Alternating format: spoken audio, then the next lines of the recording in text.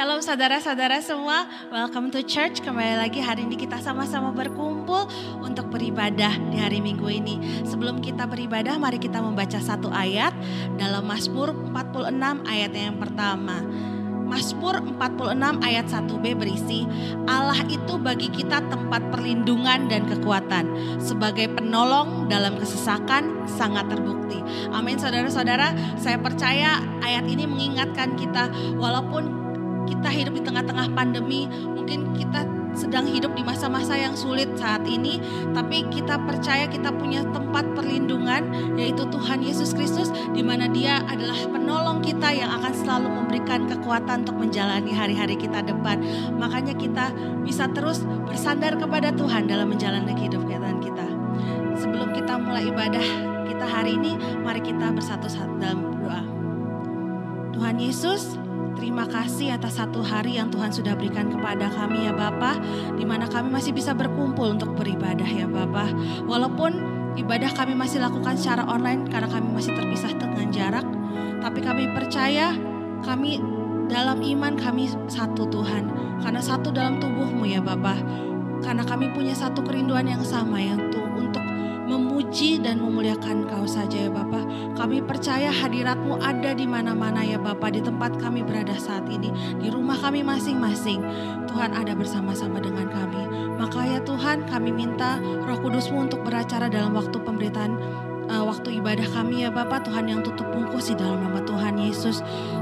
Tuhan yang jauhkan upaya setan iblis yang ingin mengganggu fokus ibadah kami hari ini ya Bapa. Kami ingin terus memuji dan memuliakan Tuhan saja ya Bapa, dan jadikan apa yang kami nyanyikan, apa yang kami suarakan ya Bapa menjadi pujian yang paling manis yang Kau dengar dan menyukakan hati Kau saja. Terima kasih ya Bapa, kami siap untuk memuji dan memuliakan Tuhan di dalam nama Tuhan Yesus. Kami sudah berdoa mengucap syukur. Mari jemaat Tuhan katakan amin. Mari kita mau sama-sama memuji Tuhan, kita menyanyikan segala puji syukur.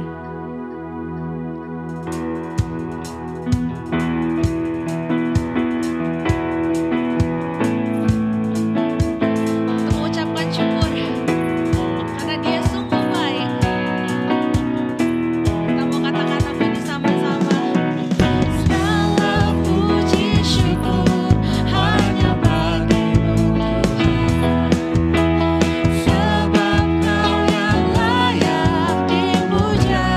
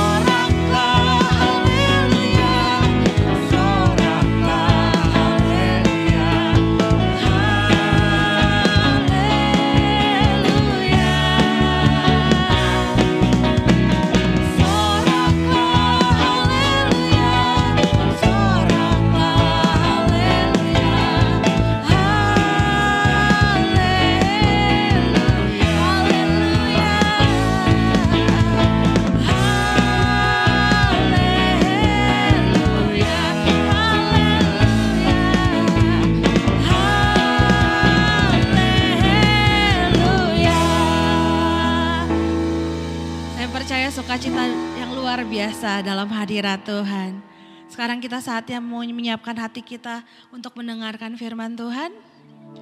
Saya percaya walaupun di masa-masa yang kelam, di tengah kegelapan, di tengah pandemi COVID-19, di tengah permasalahan kita, Tuhan selalu ada bersama-sama dengan kita. Dia nyata. Tuhan tidak pernah janji hari akan selalu cerah, akan selalu lancar, selalu indah. Tapi Tuhan janji Dia akan selalu berserta dengan kita. Karena Dia Allah Immanuel, Allah yang selalu berserta dengan umat-umatnya.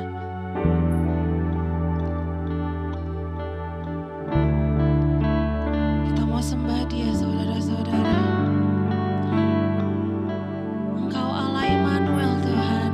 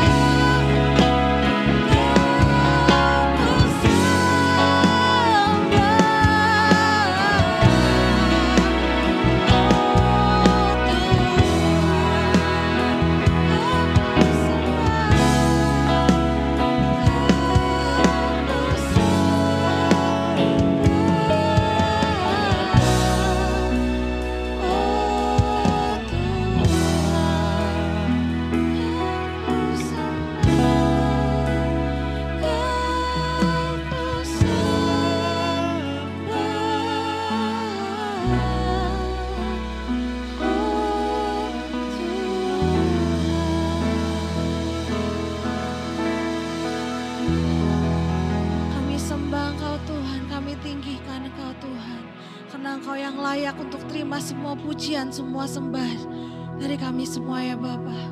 Tuhan, sekarang waktunya untuk jam pemberitaan firman Tuhan ya Bapa. Tuhan, yang tutup bungkus lidah hamba-Mu ya Bapa, supaya apa yang keluar dari mulut lidah hamba-Mu itu dari Engkau saja. Seperti yang hamba sampaikan Tuhan, kami tidak terpisah secara jarak, tapi kami tahu Engkau hadir bersama-sama kami ya Tuhan. Bantu kami untuk fokus Tuhan, untuk mendengarkan firman-Mu. Jadikan firman yang ditaburkan tumbuh berakar di dalam hati kami ya Bapa, dan kami bisa melakukannya, bahkan kami bisa membagikannya kepada orang-orang sekeliling kami ya Bapa. Terima kasih ya Bapa di surga, kami sungguh bersyukur punya Allah seperti Engkau. Di dalam nama Tuhan Yesus Kristus kami sudah berdoa dan mengucap syukur. Mari jemaat Tuhan sama-sama katakan amin. Shalom, selamat hari Minggu jemaat GPSI Jakarta yang dikasihi Tuhan Yesus Kristus. Masih dalam format ibadah online, kita mau ajak jemaat sekalian untuk tetap pantau channel ini, mau subscribe, mau like, supaya kita semua tetap terupdate dengan berita-berita seputar ibadah kita. Sampai dengan pembicaraan lebih lanjut dan keputusan yang akan diambil oleh Dewan Pimpinan Gereja maupun pihak hotel, kita mau terus ada dalam format online, tapi itu kami yakin percaya tidak mengurangi hadirat Tuhan di rumah kita masing-masing, terlebih di hati kita masing-masing. Yang kedua, kita mau terus dukung pemerintah kita dari pusat hingga daerah dalam rangka menanggulangi pandemik yang sedang berlangsung sampai dengan saat ini. Dalam keadaan new normal, kita mau terus patuhi prosedur-prosedur yang ada sehingga kita masing-masing dapat selalu dalam keadaan yang sehat, dalam keadaan yang aman. Terlebih kita mau bawa dalam doa semua aktivitas, semua tindakan yang dilakukan oleh pemerintah kita, sehingga itu pun dapat membawa kebaikan buat kita semua dan buat negara ini. Yang terakhir, kita yang tergerak untuk memberikan persembahan atau perpuluhan, silakan mentransfer ke rekening yang akan tertera di bawah layar. Kita yakin percaya karena kita mengasihi Tuhan, kita mau berpartisipasi dalam menabur untuk gereja Tuhan, untuk kemuliaan nama Tuhan. Terima kasih, selamat mendengarkan ibadah yang akan berlangsung setelah ini. Tuhan Yesus memberkati. Haleluya, haleluya. Shalom bagi kita semua. Setelah kita memuji Tuhan, meninggikan Tuhan lewat pujian dan penyembahan kita, tiba waktunya kita untuk mendengarkan firman Tuhan. Untuk itu, sebelum kita mendengarkan firman Tuhan, mari kita tunduk kepala, kita berdoa. Kami bersyukur kepadamu Bapa atas kasih setia Tuhan dalam kehidupan kami. Kalau sampai saat ini Engkau masih mengizinkan kami ibadah secara online, kami bersyukur buat semua itu ya Tuhan. Kami sudah memuji meninggikan Engkau lewat puji-pujian yang kami naikkan, karena kami tahu Engkau Allah yang bersemayam di atas pujian. Terima kasih buat waktu yang indah Kau berikan kami boleh beribadah pada minggu ini. Dan juga Engkau menyediakan waktu yang indah bagi kami untuk mendengarkan firman-Mu. Itulah sebabnya hamba berdoa biar Engkau membukakan hati dan pikiran kami semua untuk menerima kebenaran firman-Mu. Engkau mengurapi hamba-Mu, dan semua kami yang mendengar maupun yang menyampaikan sama-sama diberkati. Terpujilah Engkau Allah kekal selama-lamanya. Di dalam nama Tuhan Yesus Kristus kami berdoa dan bersyukur. Haleluya. Semua yang percaya berkata amin. Puji Tuhan, saudara yang kasih Tuhan Yesus Kristus. Pada minggu kedua pada bulan ini, tanggal 12 Juli 2020, kita masih tema yang sama, yaitu gereja di tengah perubahan. Dan pada minggu ini juga tema pada bulan ini yang saya pakai menjadi tema kita, yaitu gereja di tengah perubahan.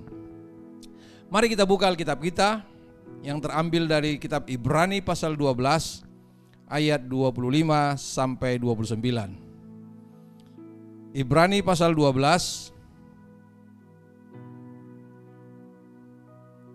ayat 25 sampai 29, satu perikop.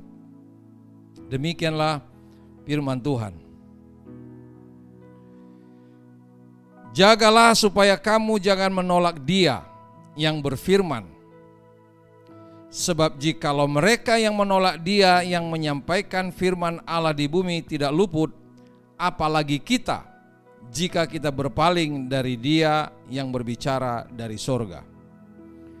Waktu itu suaranya menggoncangkan bumi, tetapi sekarang Ia memberikan janji, satu kali lagi aku akan menggoncangkan bukan hanya bumi saja, melainkan langit juga. Ungkapan satu kali lagi menunjuk kepada perubahan pada apa yang dapat digoncangkan, karena ia dijadikan supaya tinggal tetap apa yang tidak tergoncangkan. Jadi karena kita menerima kerajaan yang tidak tergoncangkan, marilah kita mengucap syukur dan beribadah kepada Allah menurut cara yang berkenan kepadanya dengan hormat dan takut. Sebab Allah kita adalah api yang menghanguskan. Haleluya. Saudara yang dikasihi Tuhan Yesus Kristus, kalau kita membaca nats firman Tuhan hari ini sangat relevan. Artinya kontekstual saat ini. Kenapa? Karena memang dunia sedang tergoncang saat ini, saudaraku. Goncangan apa yang terjadi? Pandemi COVID-19. Hampir semua negara terkena imbasnya yang luar biasa. Ekonomi tergoncangkan, saudaraku. Indonesia diperkirakan akan mengalami penurunan pertumbuhan ekonomi, bahkan bisa menjadi minus. Tapi Presiden Jokowi berharap jangan sampai minus. Dan perekonomian dunia sudah diprediksi akan menjadi minus 2%. Tapi bukan hanya itu, saudaraku. Banyak orang mengalami PHK, pengangguran di Indonesia lebih dari 5 juta orang sejak pandemi COVID ini, saudaraku.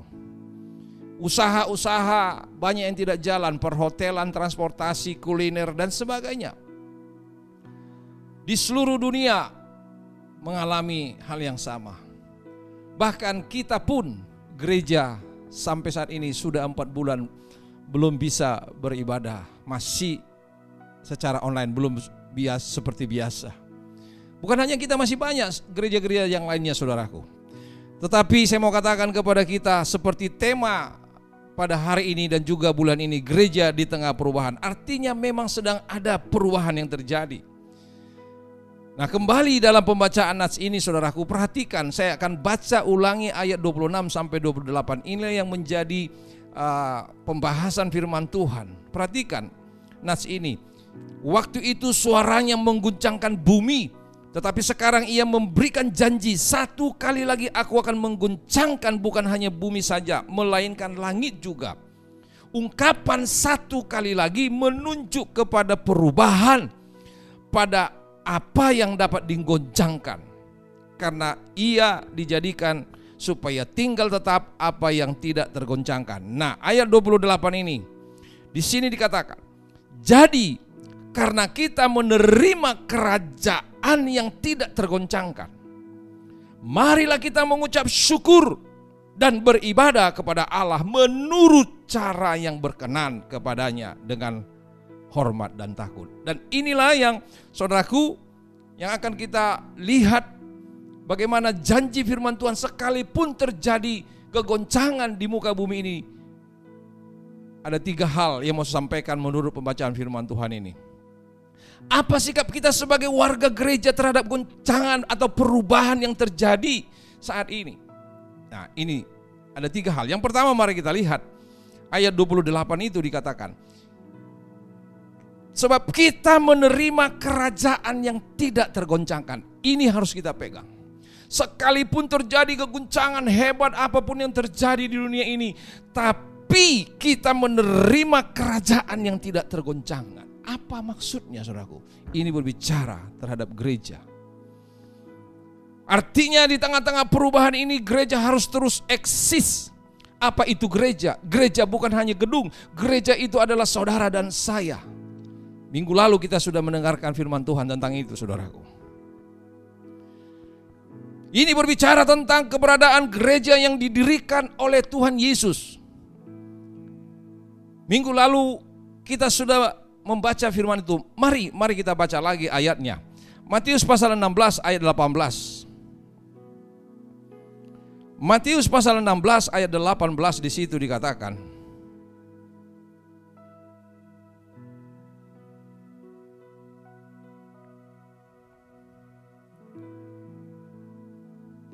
Dan aku pun berkata kepadamu, engkau adalah Petrus, dan di atas batu karang ini aku akan mendirikan jemaatku, dan alam maut tidak akan menguasainya. Saudaraku, dengan jelas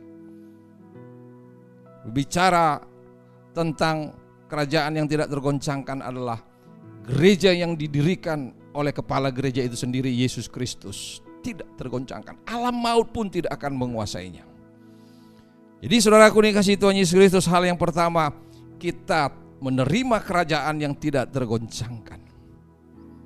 Berbicara tentang apa ini? Berbicara tentang gereja atau jemaat yang didirikan oleh Yesus.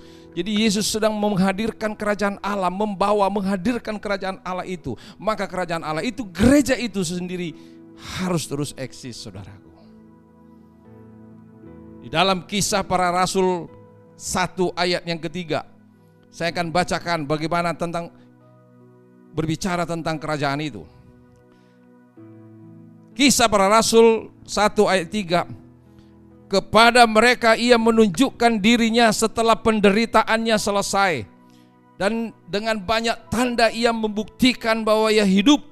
Sebab selama 40 hari ia berulang-ulang menampakkan diri dan berbicara kepada mereka tentang kerajaan Allah. Yesus ketika sudah bangkit dari mati, ia menampakkan diri selama 40 hari dan berbicara terus tentang kerajaan Allah. Itulah kerajaan yang tidak tergoncangkan itu.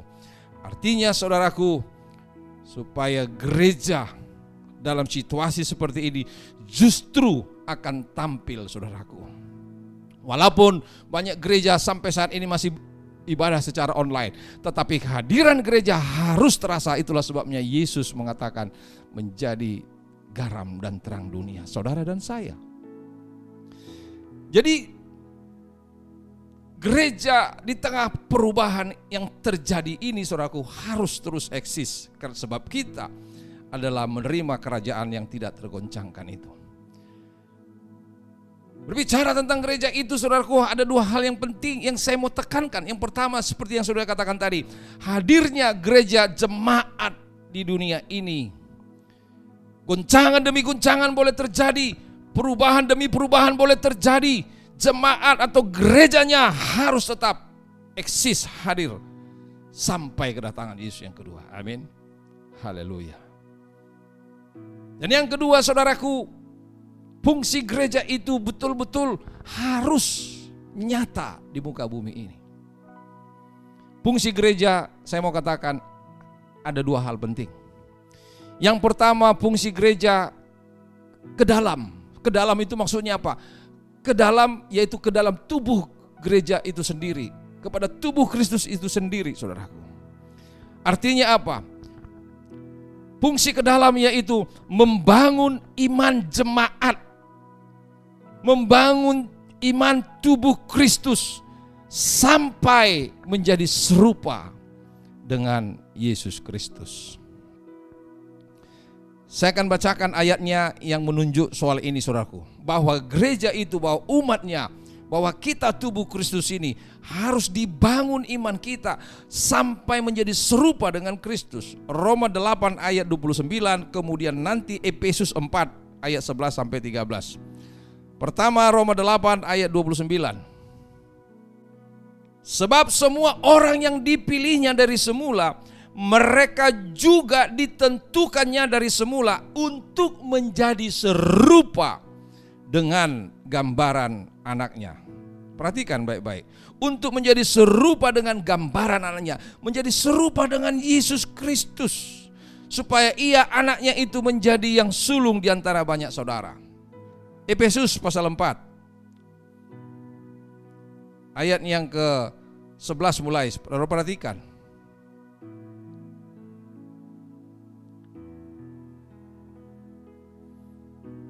Ayat yang 11 mulai, saudara perhatikan. Dan ialah yang memberikan baik rasul-rasul maupun nabi-nabi, baik pemberita-pemberita Injil maupun gembala-gembala, pengajar-pengajar, hamba-hamba Tuhan ini. Untuk apa kehadiran itu?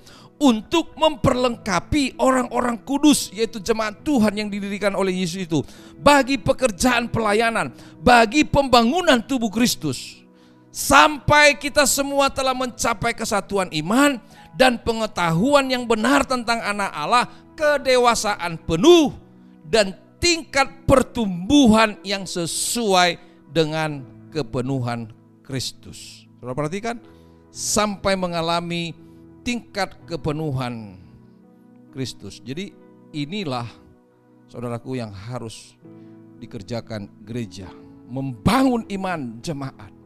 Inilah tugas kami para hamba-hamba Tuhan. Itulah sebabnya saudaraku, para hamba-hamba Tuhan ini terus giat dalam pelayanan. Saya mau berikan kesaksian sedikit saudaraku, kami sebagai hamba Tuhan ini. Dalam masa pandemi COVID-19 ini, kita sulit untuk berpergian kemana-mana. Tetapi saya ditelepon berulang-ulang kali oleh gereja tubuh Kristus yang ada di Tapsel, Tapanuli Selatan, GPSI Purbatua. Karena mereka di sana ada masalah. Lalu mereka meminta saya, bukan hanya 1-2 orang, beberapa orang minta, tolonglah Pak Pendeta hadir ke tempat ini. Saya sulit untuk mendapatkan tiket, sulit sekali. Tapi saya percaya ketika ini mereka memanggil, saya teringat seperti Paulus, jemaat-jemaat di luar memanggil kehadirannya, membutuhkannya. Dan saya pergi saudaraku, walaupun saya tidak bisa mendapatkan tiket pesawat dengan sulitnya, terpaksa saya pergi dapat ALS. Saudaraku, 2 malam pergi ke sana itu tidak tidur, bayangkanlah saudaraku. Ya, 2 malam di bus, 3 hari 2 malam untuk pergi. Nginap saudaraku 1 malam, habis itu pergi ke sana. Dan pelayanan berjalan dengan baik. Puji Tuhan, mereka sangat diberkati. Sampai saya kembali, mereka mengatakan luar biasa buat lawatan Tuhan. Pulangnya saya 2 malam lagi saudaraku. Saudara tahu, saya menganggap bahwa ini adalah ujian bagi saya sebagai hamba Tuhan dalam pelayanan. Apakah saya hanya sekedar khotbah pintar, tapi ketika ada pelayanan seperti situasi seperti ini, saya menolak? Tidak mungkin sebagai hamba Tuhan, supaya tubuh Kristus itu diperlengkapi. Saudaraku dikasih Tuhan Yesus Kristus, puji Tuhan, saya kembali sampai di Jakarta dengan sehat. Kalau bukan karena Tuhan, saya pikir saya mungkin akan menjadi lemah. Tapi Tuhan yang memberikan tugas dan tanggung jawab ini, dan Tuhan memberkati saya. Katakan amin, haleluya. Jadi saudaraku, jadi tugas gereja seperti ini, inilah tugas kami para hamba-hamba Tuhan untuk membangun iman jemaat. Walaupun kita saat ini pun ibadah secara online, tapi saudara perlu dibangun iman saudara untuk terus bangkit, sehingga saudara pun boleh menjadi alat Tuhan. Dan fungsi yang kedua, ini dia. Jadi bukan hanya kami para hamba Tuhan, tapi saudara pun. Yang kedua, fungsi keluar ini adalah memberitakan Injil agar dunia percaya kepada Yesus sehingga mereka diselamatkan. Mari kita baca Markus 16 ayat 15 sampai 16. Markus 16 ayat 15 sampai 16, demikianlah firman Tuhan. Lalu ia berkata kepada mereka, pergilah ke seluruh dunia, beritakanlah Injil kepada segala makhluk. Siapa yang percaya dan dibaptis akan diselamatkan, tetapi siapa yang tidak percaya akan dihukum. Inilah fungsi gereja saudaraku. Jadi gereja tidak boleh diam, gereja harus pergi. Siapakah gereja? Saya dan saudara. Saudara harus bergerak. Saudara harus siap memberitakan Injil kapan waktu yang terbaik yang Tuhan sediakan, sehingga dunia boleh percaya kepada Yesus, sehingga mereka diselamatkan. Dan itulah kerajaan yang tidak tergoncangkan itu, kehadiran gereja ini saudaraku. Nah, hal yang kedua berkenan dengan nats firman Tuhan ini, kita lihat berikutnya adalah ayat yang ke-28 tadi. Saya akan bacakan. Jadi karena kita menerima kerajaan yang tidak tergoncangkan, itu poin yang pertama tadi. Lalu yang kedua di situ, marilah kita mengucap syukur. Itu dia. Jadi hal yang kedua saudaraku, hal yang kedua berkenaan dengan tema kita, gereja di tengah perubahan ini. Yang kedua yang harus dikerjakan oleh gereja ini dia, kita diminta agar mengucap syukur. Saudaraku, mungkin banyak orang sulit untuk mengucap syukur saat ini dengan pandemi COVID-19. Bagaimana saya mau mengucap syukur? sudah kena PHK, income sudah tidak ada. Tapi saya mau katakan kepada saudara, percayalah bahwa Tuhan meminta agar kita bersyukur. Mengapa gerejanya harus mengucap syukur? Ini yang menjadi pertanyaan. Dan saya mau sampaikan kepada kita, kalau firman Tuhan sudah mengajak, sekalipun ada goncangan itu, gereja yang tidak tergoncangkan, kerajaan yang tidak tergoncangkan ini harus apa? Mengucap syukur.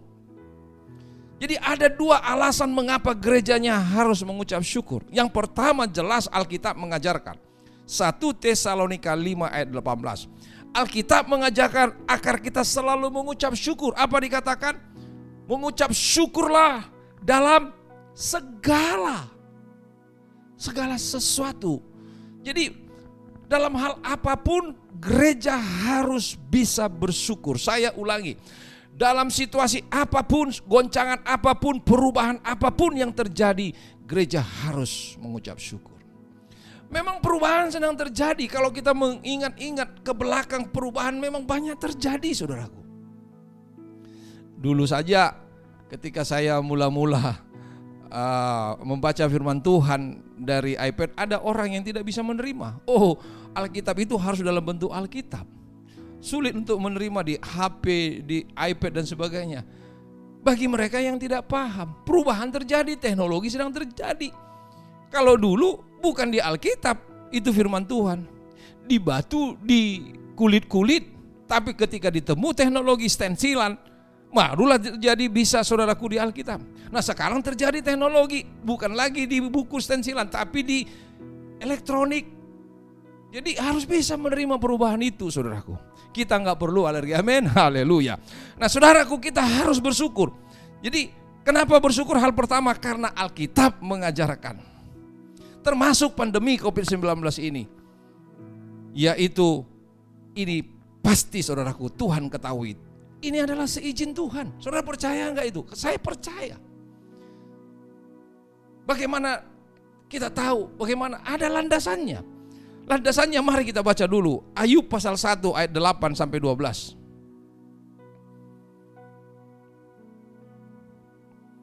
Ayub pasal 1 ayat 8 sampai 12. Saudara lihat. Lalu bertanyalah Tuhan kepada iblis, apakah engkau memperhatikan hambaku Ayub? Sebab tiada seorang pun di bumi seperti dia, yang demikian saleh dan jujur, takut akan Allah dan menjauhi kejahatan. Lalu jawab iblis kepada Tuhan, apakah dengan tidak mendapat apa-apa Ayub takut akan Allah? Bukankah engkau yang membuat pagar sekeliling dia dan rumahnya serta segala yang dimilikinya? Apa yang dikerjakannya telah kau berkati, dan apa yang dimilikinya makin bertambah di negeri itu. Tetapi ulurkanlah tanganmu dan jamalah segala yang dipunyainya, ia pasti mengutuki engkau di hadapanmu. Maka firman Tuhan kepada iblis, nah segala yang dipunyainya ada dalam kuasamu, hanya janganlah engkau mengulurkan tanganmu terhadap dirinya. Kemudian pergilah iblis dari hadapannya. Saudara, kau perhatikan, tidak ada satupun pekerjaan iblis yang tidak Tuhan tahu. Tidak ada satupun perkara di muka bumi ini yang tidak Tuhan tidak tahu. Jadi artinya pandemi COVID-19 ini, 19 ini pun kita harus bisa mengatakan seizin Tuhan. Jadi artinya apa? Pasti ada manfaatnya. Ambillah manfaatnya saudaraku, ambil.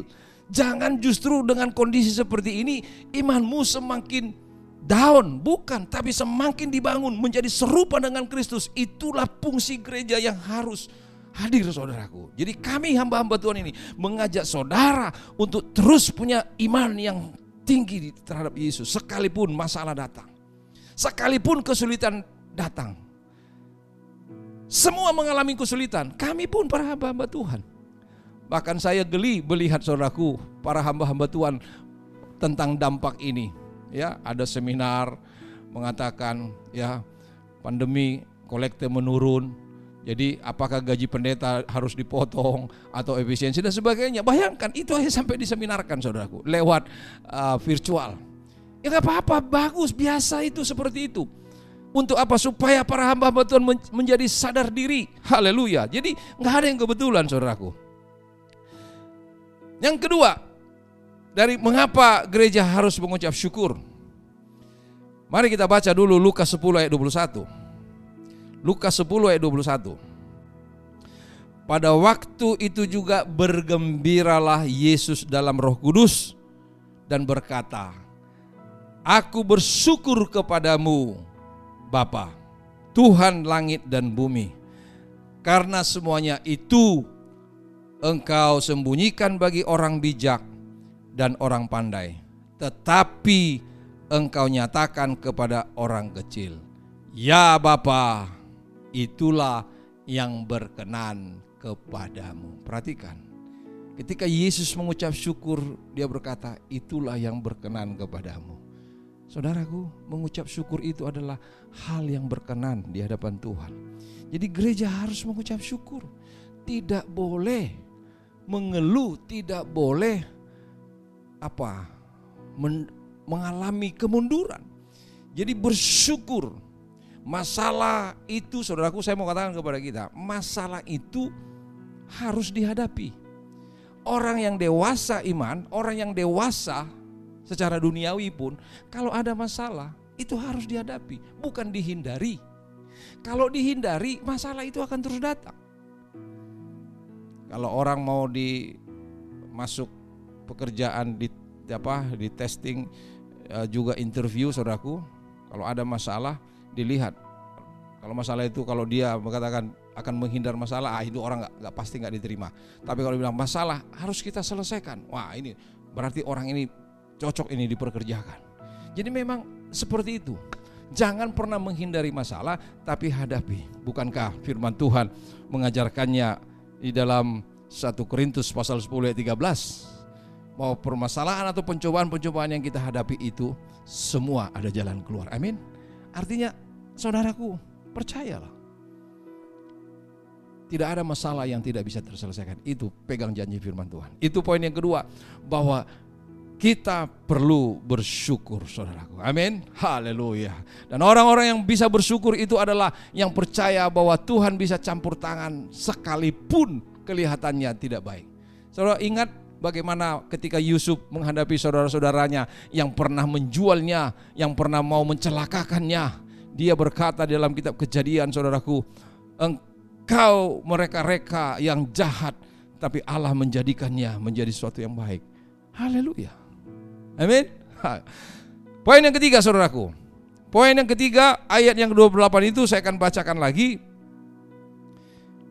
Jadi karena kita menerima kerajaan yang tidak tergoncangkan, marilah kita mengucap syukur dan beribadah kepada Allah menurut cara yang berkenan kepadanya dengan hormat dan takut. Jadi poin yang ketiga mau sampaikan kepada kita, sekalipun perubahan yang terjadi, gereja, apa yang harus gereja lakukan? Yang pertama tadi, kita telah menerima kerajaan yang tidak tergoncangkan. Yang kedua, gereja harus bersyukur. Yang ketiga, perhatikan saudaraku, bahwa gereja atau kita, jemaat Tuhan tubuh Kristus ini diminta untuk tetap beribadah.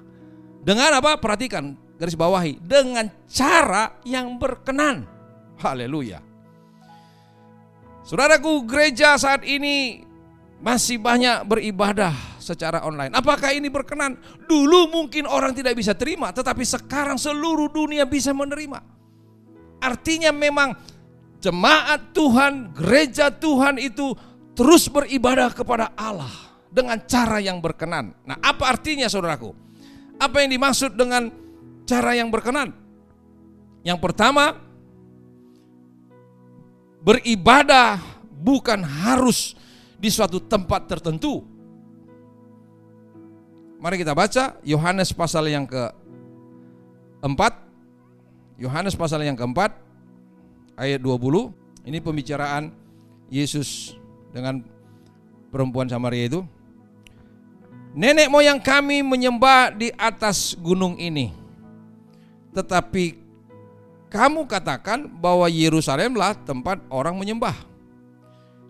Kata Yesus kepadanya, percayalah kepadaku, hai perempuan, saatnya akan tiba bahwa kamu akan menyembah bukan di gunung ini dan bukan di Yerusalem. kamu menyembah apa yang tidak kamu kenal. Kamu menyembah apa yang kami menyembah apa yang kami kenal. Sebab keselamatan datang dari bangsa Yahudi. Ayat 23, tetapi saatnya akan datang dan sudah datang. Dan sudah tiba sekarang bahwa penyembah-penyembah benar akan menyembah Bapa dalam roh dan kebenaran. Sebab Bapa menghendaki penyembah-penyembah demikian.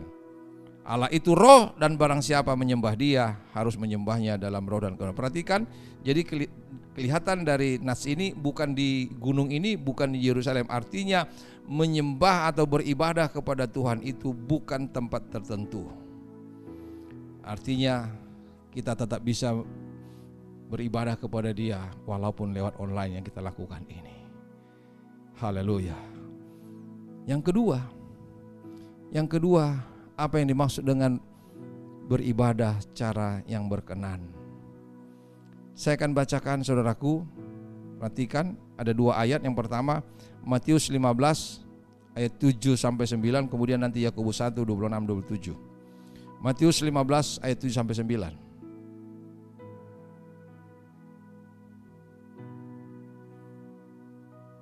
Matius 15 ayat 7 sampai 9, perhatikan saudaraku. Hai orang-orang munafik, benarlah nubuat Yesaya tentang kamu. Bangsa ini memuliakan aku dengan bibirnya, padahal hatinya jauh daripadaku. Percuma mereka beribadah kepadaku, sedangkan ajaran yang mereka ajarkan ialah perintah manusia. Percuma beribadah, tidak berkenan. Kenapa? Karena mereka hanya formalitas ibadah. Tapi di situ dikatakan bahwa hati mereka jauh daripada Tuhan. Nah, Yakobus pasal 1 ayat 26-27, perhatikan saudaraku.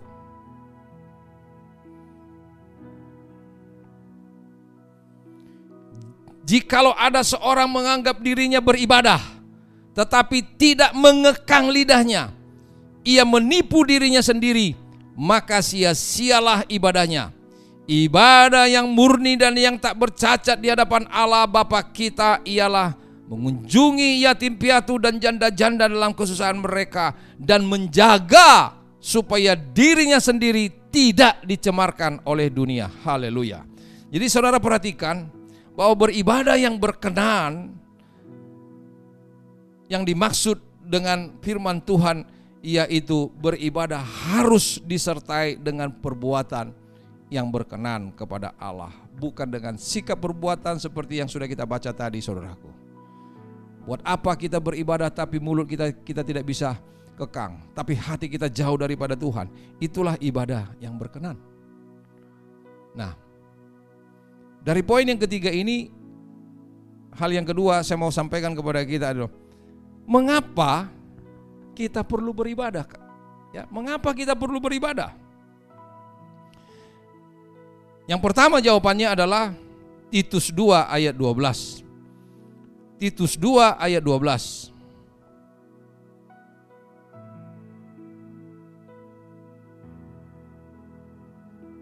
Titus 2 ayat 12 di situ dikatakan, saudaraku, ia mendidik kita supaya kita meninggalkan kefasikan dan keinginan-keinginan duniawi, dan supaya kita hidup bijaksana, adil, dan apa saudaraku? Beribadah di dalam dunia sekarang ini. Jadi saudaraku, kita diminta untuk terus beribadah di dalam dunia yang sekarang ini.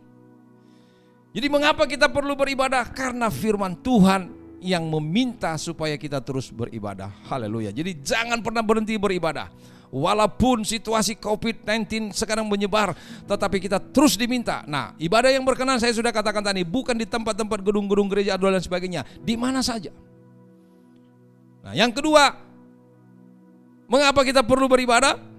Ini dia. Mari kita baca sekali lagi firman Tuhan. Ini ayat yang terakhir, Keluaran 23 ayat 25. Keluaran 23 ayat 25. Haleluya. Firman Tuhan berkata, tetapi kamu harus beribadah kepada Tuhan Allahmu, maka Ia akan memberkati roti makananmu dan air minummu, dan Aku akan menjauhkan penyakit dari tengah-tengahmu. Katakan amin. Haleluya. Jadi saudaraku, jangan main-main dengan beribadah. Beribadah di samping firman Tuhan meminta kita untuk beribadah selama di dunia ini sekarang ini saudaraku, tetapi juga beribadah itu saudaraku supaya Tuhan memberkati saudara dan saya, memberkati roti kita, makanan kita, minuman kita, dan memberkati kita supaya jauh dari segala penyakit. Puji Tuhan, saya mengalaminya saudaraku. 4 malam tidur tidak tidur di pulang pergi naik bus ALS saudaraku. Ketika pelayanan di sana, setelah sharing firman Tuhan, setelah menyampaikan penyelesaian itu, malam itu mereka terus berdiskusi dengan saya sampai jam 1 malam lebih. Kurang tidur, iya, tapi tidak apa-apa. Minggunya masih melayani lagi di sana. Tapi puji Tuhan, saya pulang dengan luar biasa. Kalau bukan karena Tuhan, haleluya, karena kami tetap setia beribadah. Saya mau katakan kepada kita, biarlah firman Tuhan yang singkat ini boleh membuat saudara semakin kuat. Jadi gereja di tengah perubahan saat ini, tema yang tidak kebetulan disampaikan oleh para pengerja-pengerja GPSI. Masih ada 2 minggu lagi dalam bulan ini, biarlah kita boleh dikuatkan saudaraku, supaya kita gereja, termasuk gereja kita, gereja di dunia ini, gereja di Indonesia ini, untuk terus tetap eksis sebagaimana firman Tuhan hari ini. Tuhan memberkati kita semua. Haleluya. Amin. Mari kita bangkit berdiri, kita akan berdoa. Haleluya. Haleluya. Kami bersyukur padamu ya Bapa. Kalau hari ini Engkau telah menyampaikan suara hatimu lewat firman-Mu dengan tema gereja di tengah perubahan. Biarlah Engkau terus bersuara bagi gereja-Mu, bukan hanya GPSI Raden Saleh atau GPSI yang lainnya, tapi bagi gereja Tuhan di seluruh Indonesia, bahkan di seluruh dunia ini ya Tuhan. Biarlah apa yang Engkau sudah sampaikan ini boleh didengar banyak orang, sehingga keberadaan gereja di tengah-tengah dunia ini betul-betul dirasakan oleh orang-orang di sekitar. Bapa, materaikanlah firman-Mu ini, kuatkan setiap kami, umat-Mu maupun para hamba-hamba-Mu ini Bapa. Biarlah Engkau memberkati gereja-Mu GPSI Raden Saleh. Biarlah Engkau memberkati seluruh jemaat, memberkati semua para pengerja. Di tengah-tengah pandemi COVID-19 ini Tuhan, gereja-Mu boleh terus berdampak. Itulah kerinduan kami. Seperti apa yang sudah kami canangkan gereja Tuhan untuk berdampak. Biarlah Engkau terus bekerja. Bapa, kami berdoa bagi bangsa dan negara kami ini. Engkau tahu keadaan bangsa ini saat ini Tuhan. Kami naikkan doa kami, lawat bangsa ini. Pelihara Tuhan kesatuan NKRI ini Tuhan. Kau berkati pemimpin kami, presiden, wakil presiden, seluruh menteri, semua yang ambil bagian baik dalam legislatif, yudikatif, istimewa, eksekutif ini ya Tuhan. Kau memberkati mereka semua. Mari Bapa, Kau memberkati bangsa ini. Terima kasih buat firman-Mu. Teruslah Engkau berfirman bagi anak-anak Tuhan, bagi hamba-hamba Tuhan yang ada di Indonesia ini. Lawat mereka semua. Terima kasih Bapa, terpujilah Engkau kekal selama-lamanya. Kami berdoa ya Tuhan, biarlah terus Engkau bekerja. Kami yakin dan percaya rencana-Mu akan nyata di tengah bangsa ini. Mereka yang mengalami Tuhan sakit penyakit, khususnya pandemi COVID-19 ini Tuhan, biarlah Engkau jamah dan pulihkan mereka. Jadilah kehendak-Mu atas kami. Terpujilah Engkau Bapa, kekal selama-lamanya. Di dalam nama Tuhan Yesus Kristus kami berdoa dan mengucap syukur. Haleluya.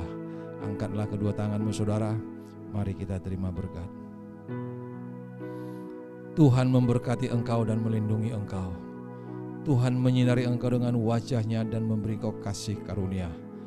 Tuhan menghadapkan wajah-Nya kepadamu dan memberi engkau damai sejahtera. Diberkatilah hidupmu, diberkatilah keluargamu, diberkatilah anak cucumu, diberkatilah sanak saudaramu, diberkatilah segala pekerjaan tanganmu, diberkatilah pelayananmu, diberkatilah keluar masukmu di dalam nama Tuhan Yesus Kristus. Haleluya. Semua yang percaya berkata amin. Haleluya.